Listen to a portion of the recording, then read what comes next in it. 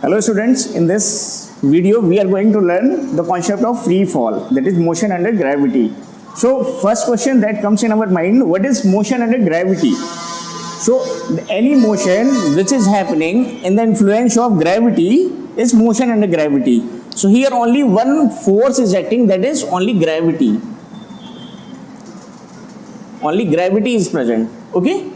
So now what is the if suppose that an object is thrown with some initial velocity u, okay, so what will happen? Gravity is acting in downward direction, okay, it will go up and acceleration is opposite direction. So what will happen? Speed will constantly decrease, okay. Then at some points, if suppose that its velocity is 0, then what will happen? If velocity is 0, so due to influence of that gravity, object will come back in downward direction. So now if this height we are considering as a positive, this is h height. So we have to see first the sign convention. If this direction we are considering as a positive, so this direction will be negative. So in this case, u we will consider as a positive, okay, g is negative, okay, h is positive. So in this case, we know Newton's three equation, that is first is v equal to u plus at, second one s equal to ut plus half at square, and v square equal to u square plus 2as. We know this equation.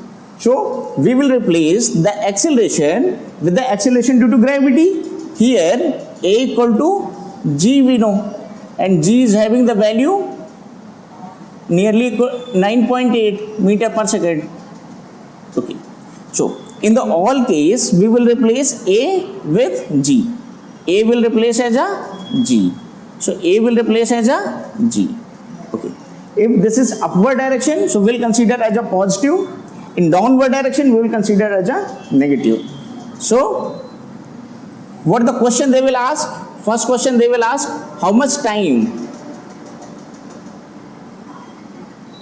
taken to reach maximum height? Maximum height. Okay. So now this one. First equation we will apply. So what will happen? V equal to u plus at. In this one, final velocity will be 0. So this is 0. U is plus, a is minus g into t. So t will come out to be u by g. First equation. We got this relation. Time equal to 2u by g.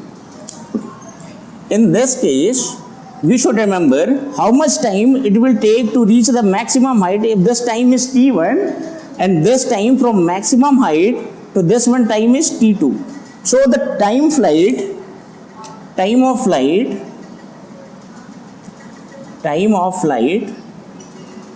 is total time is t1 plus t2. Okay. t1 is the time from ground to reach the maximum height, and t2 is the time to reach maximum height to the ground. So these time are equal. So t will be u by g plus u by g. This total time will be 2u by g. This is first. We have got the time of flight. Okay.